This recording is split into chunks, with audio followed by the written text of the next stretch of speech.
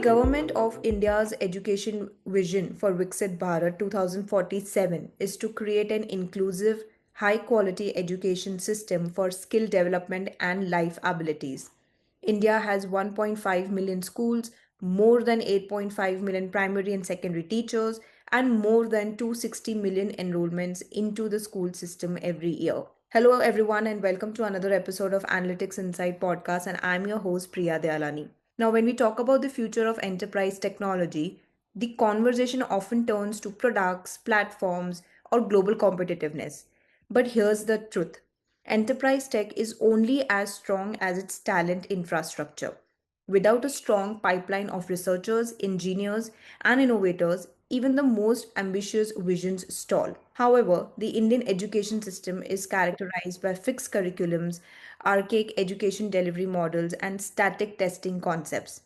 This has caused a gap chasm between education and contemporary work skills. The advent of AI, however, has changed things.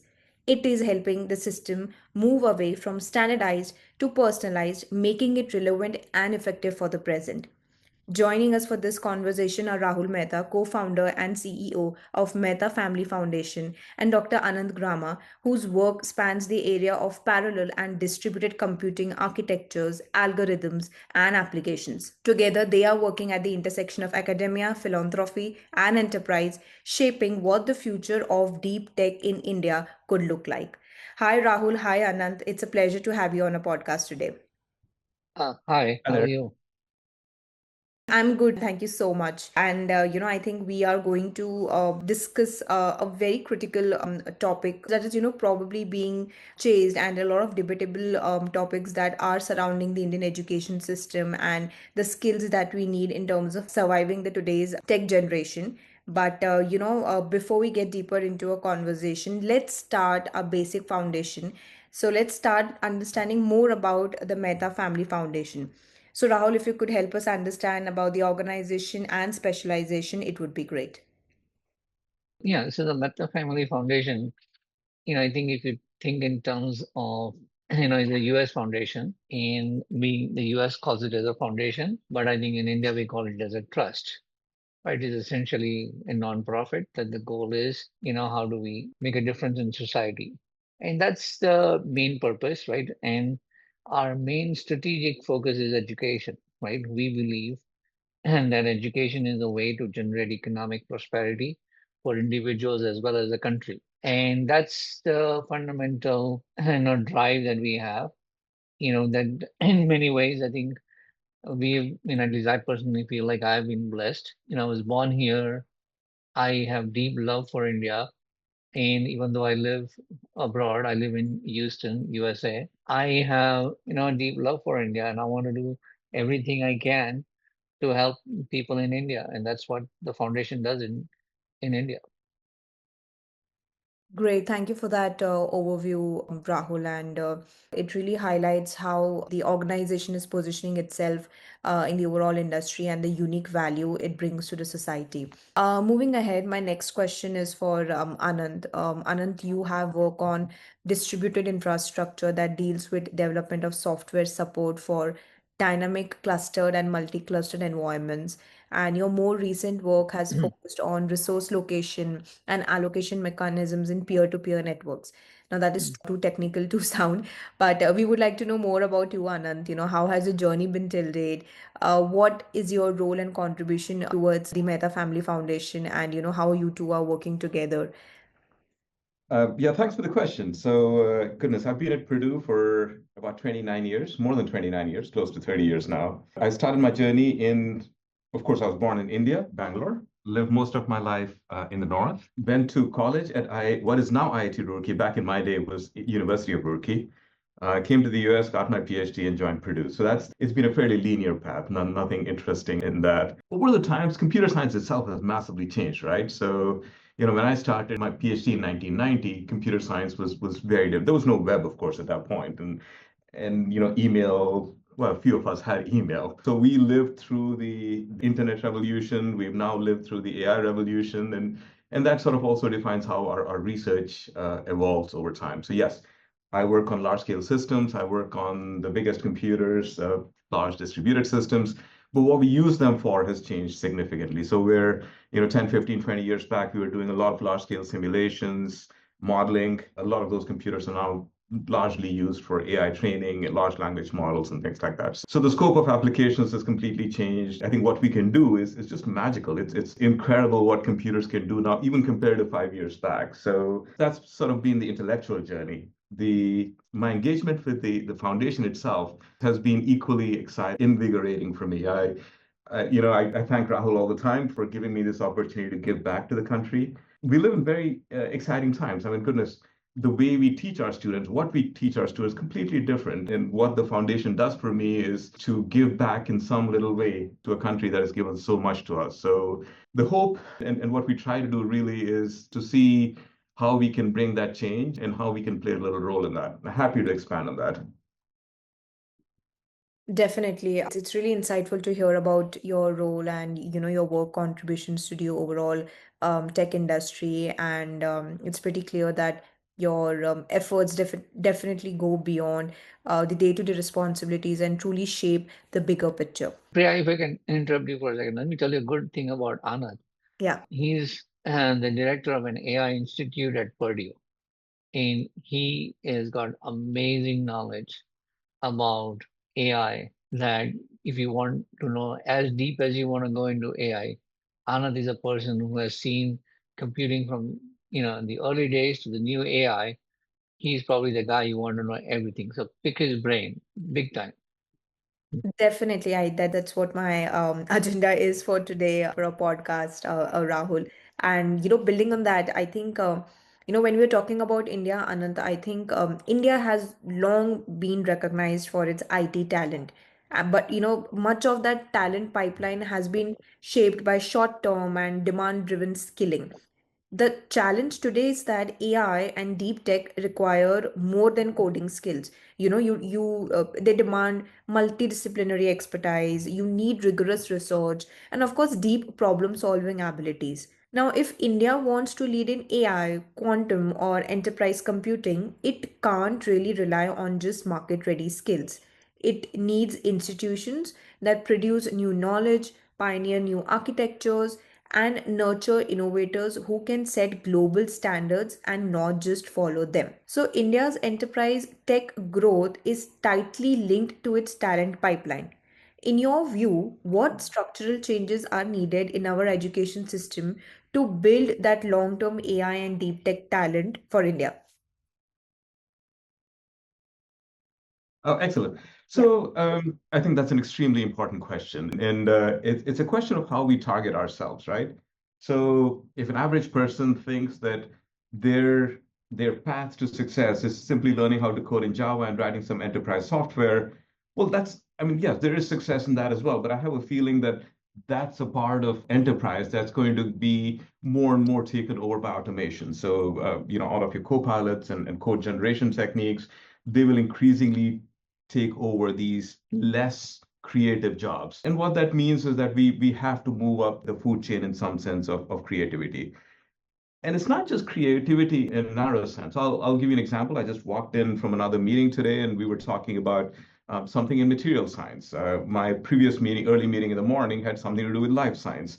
I'm a computer scientist, but I no longer have the luxury of just sitting in my office and trying to do deep computer science. Well, there's certainly a place for that. There's a significant need for making impact beyond computing itself. In other words, it's computing in healthcare. Can I cure cancer? Can I cure other diseases? It's computing in materials.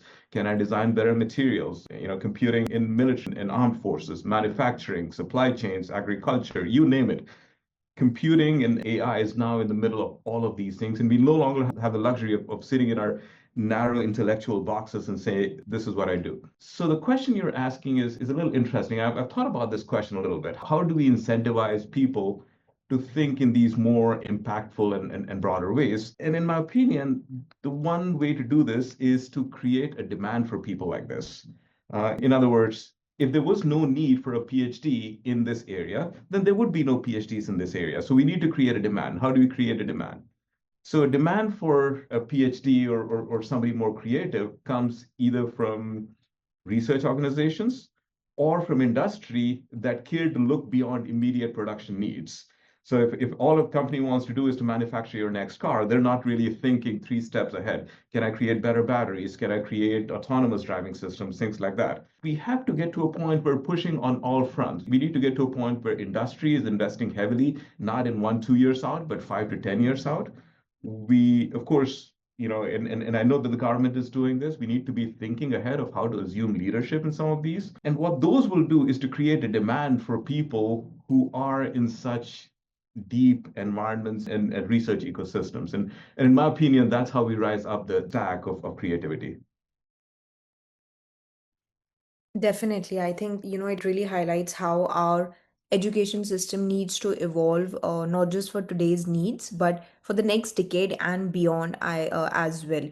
And I think, what I find particularly interesting is the balance between immediate skilling initiatives and creating a sustainable pipeline of deep tech talent through structural reforms. And, I think when you're talking about building deep tech capabilities, I think it's not just about producing more engineers, but fostering critical thinking, more creativity, more research culture, so that we can enable cross disciplinary collaboration from a very early stage. And I think that's Absolutely. where the real long term impact lies. Now, when we're talking about creating such structural reforms, I think we also need to focus on the kind of institutions we also want to build.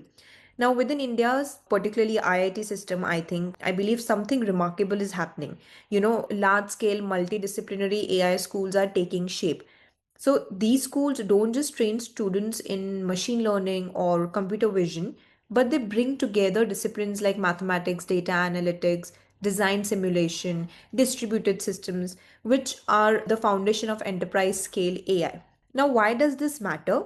This matters because industry ready AI isn't just about clever algorithms. It's more about building resilient systems that can handle massive data flows, ensure security, and also scale without breaking. For this, you need deep system level thinking that only sustained academic research can produce. So, my next question is for you, Rahul. You have been deeply involved in building multidisciplinary AI schools within IITs. Why are such large scale institutional efforts critical for the future of enterprise technology in India? So I think various reasons. I mean, I think let's start right. Number one, one is that there is a distinct, from an academic perspective, there is a distinct, India used to have computer science. And I think that fundamentally what now is going to happen is that we need distinct schools of AI, right? And data science. And the way we define data science is domain specific, right? So each school has to become more and more specialized in certain, or take 3 or 4 domains, right? That a particular school needs to focus on. Second, I think just to answer some of your other questions, I think in some ways we just don't. Many people would like India to do much more. I mean, I think in some ways we have more engineers, but also we don't have enough engineers, right? And let me explain you that we don't have enough capacity. For example, there are more, if you take cancer research, and I come from Houston, there is an institute called MD Anderson. MD Anderson has more cancer researchers than all of India combined. Similarly, I think if you really we want India to succeed, we need to increase the total number of capacity, right, of the number of students that have a deep understanding and interdisciplinary understanding. you know, Even all this, if you take even a top Chinese university, right, has more students than all 23 IIT combined. So in many ways, what I think India needs more and more is to increase both the capacity and the depth in order for India to succeed. And for the industry, I think may have the absorption capacity, but clearly we need more talent, and then the both innovation will start and the industry will be able to absorb it at a much faster rate. So Definitely. Thank you for sharing that perspective, Rahul. And I think overall, what really matters is, laying the groundwork for long-term innovation. And yeah, I think, when we are building such institutions and the kind of work that we want to do, I think they are designed to blend research, enterprise application, and policy, impact all at once. And this can, really accelerate India's position as a global tech leader.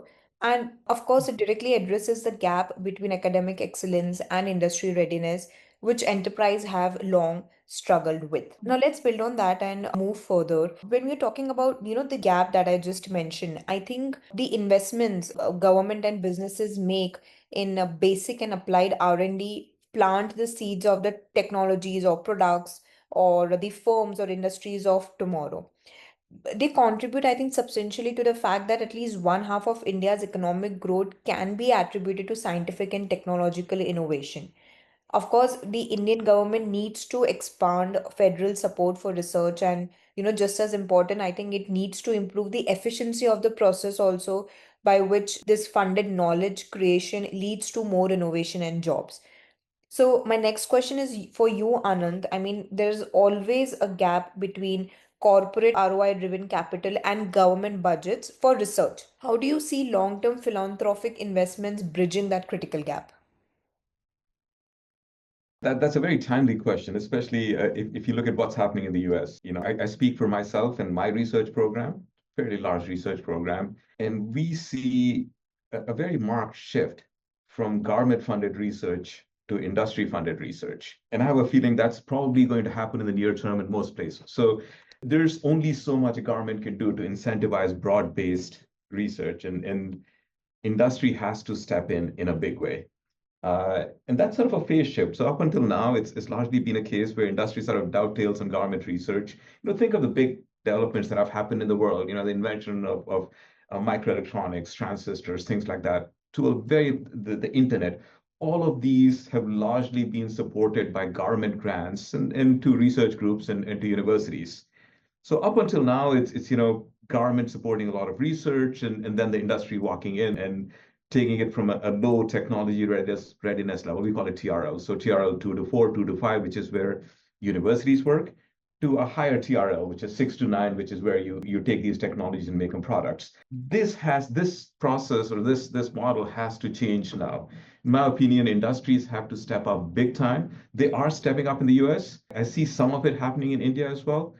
But that shift has to happen where industry has to bear more and more of the cost of advanced research.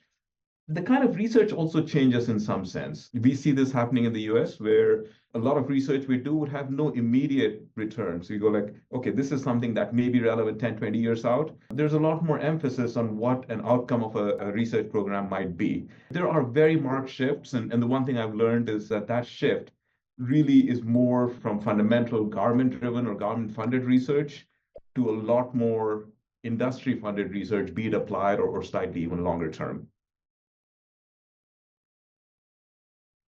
Definitely. And I think philanthropy definitely as a long-term catalyst, and it ensures that research, which may not yield immediate commercial returns, still receives the support it deserves. And And I do want to add one point, and I think you used the word philanthropy. yeah, So industry funded research doesn't always have to be philanthropic. right. So a lot of projects we execute in our lab are not philanthropic in the sense that there are IP considerations. We get into IP agreements with industry, so they don't necessarily even have to be philanthropic. So large companies don't need to think that they're simply giving money away or doing philanthropy when they give money to big universities. They may have expectations of true returns and products from universities. And that's part of what I was trying to say, that universities have to learn to work in this different mode where they're not unto themselves, they are actually responsible and their statements of work and products that might come out of their work. Yeah, I think that makes a lot of sense. And in terms of, the commercial funds, I think we will be taking that direction as to where we are shaping those institutions who are actually bringing that real value onto the table and ensuring that the kind of candidature we need in terms of leveling up with AI readiness, I think we'll be able to do that in the coming years. Absolutely. Yeah, and I think when we talk about India specifically, I think India has firmly positioned itself as a global leader in AI penetration, reflecting its robust ecosystem of AI talent development and government-backed initiatives.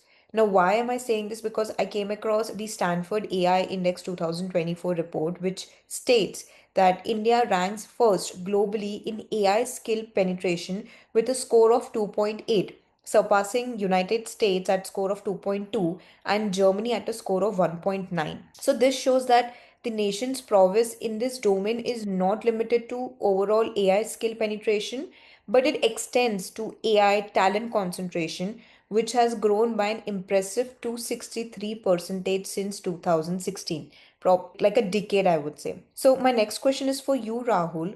How can we ensure that India is not only a hub for AI talent, but also a global leader for responsible and foundational AI research?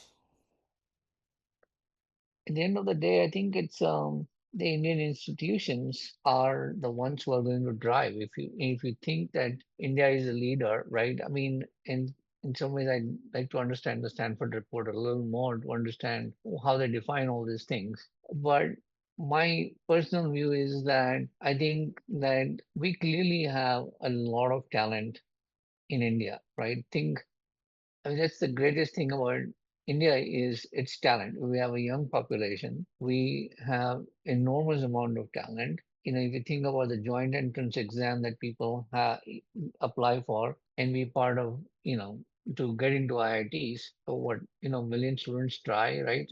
Whatever it is, 100,000 students take the advanced JEE, and yet we only have capacity for 15, 20,000 students. I mean, it's not that the rest of the 80,000 are not good, right? I mean, I think they're very good. So I go back and I say, India has a long journey, right? To continue to lead, we also have to bring the second generation of talent that are not able to get, they're really good. I mean, that we give them an opportunity to show their curiosity, show their intellectual talent to make India better, right? And I think that's the hope and that's our future essentially. Definitely. I think those were pretty insightful thoughts, Rahul. And I think, we also need to focus on not just building talent pipelines, but about shaping the values, ethics, and long-term Yeah. vision that define AI research from India. And I think if we can, marry world-class innovation with responsibility at scale, India won't just participate in the global AI revolution. I think it can definitely set the standards for it. And that's a powerful position to be in, not only for technology, but for society at large. So I think with our discussion today, we have been able to understand, from large scale AI schools to IITs to the collaboration between academia and philanthropy, the role of strategic capital in innovation. I think the story here is about more long term thinking and preparing for the future to come. So, the next question is for both of you, and I think Anand could start first. Looking ahead, what's the vision for sustaining and scaling these investments so that India doesn't just produce talent but also pioneers global deep tech innovation? The way I think about this is, every once in a while you get to a fork in the road, and that fork gives you an opportunity perhaps to work in different ways. So let me give you a perspective on what I'm talking about. So, let's say you're driving on a road and you're following somebody else and it's a one-lane road. There's no way you're going to pass that person. And every once in a while you get to a point where you can do something differently from everybody else. And that gives you an opportunity to get past people. And this is one of those forks in the road, in my opinion. We had a fork in the road in the late 90s with the internet. For example, China did exceptionally well. Companies like Baidu, Alibaba, all of them came out of that internet boom. The AI boom is perhaps even much bigger than the internet boom. And we are right there at this point. And if we shepherd that right, it is a profound opportunity for us to reshape things in society, in business, in manufacturing, in environment, in agriculture. And how we react to that opportunity really defines what will happen to our future 10, 20, 30 years out. I think it's very easy to get taken in by market trends. Everybody wants to do a large language model. Yes, we will have our own large language model, and maybe we'll have a conversation agents, things like that. I think that would sort of be a less than exciting approach to take, as opposed to, what are real hard problems in AI where we can lead the world? Lead the world not just in deployment or application, but in creativity. How do we build verifiable agents? How do we build networks of agents whose behavior we can reason about? How do we deploy these agents in the field, in manufacturing, in agriculture? How do we use them to optimize processes? How do we use them to make our lives better? and not just better in optimizing every process to a point where we need one-tenth of the people, because that leads to large-scale unemployment, but rather in overall societal well-being. So it's a profound opportunity. There are wonderful challenges, and really, I think we need to leverage those opportunity and challenges to position ourselves in a way that I think we end up being a lot more forward thinking and perhaps better in many different ways in the future than we are right now. And I mean that in a relative sense. Right, definitely. And we would also like to know your thoughts, Rahul. I think again, I echo, what Ananth is saying, that I think we have a lot of talent in India. I think we have the drive. I think we have the right culture. It is just a matter of time, right? And the typical thing I always tell people is that clearly many people have much higher expectations in India, but at the end of the day, India is still a developing country. And we are where you can say China was 10 years ago in terms of its resources, right? I think it will take some time, but ultimately we have a better advantage over many countries in the world. We have youth. We have a advantage where people are really willing to work hard. I mean, what I'm always amazed is how hard the Indian students are willing to work. We have lots of drive these days that you see in Indian students to create startups, to do many different things. I think these are all the great things that I see that will help India in the long run. Right, and I think with what we have explored today, the future of enterprise tech in India doesn't rest only on startups or on government programs or short-term skills training. I think it resets on re-architecturing our entire talent infrastructure, building institutions that actually combine research depth and enterprise relevance.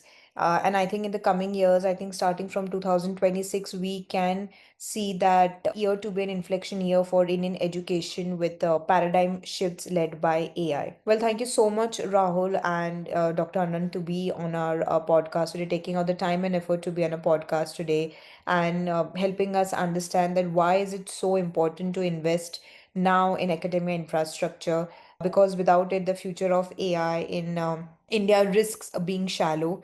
And with it, I think India has a much better chance to lead and not just participate in the global tech revolution.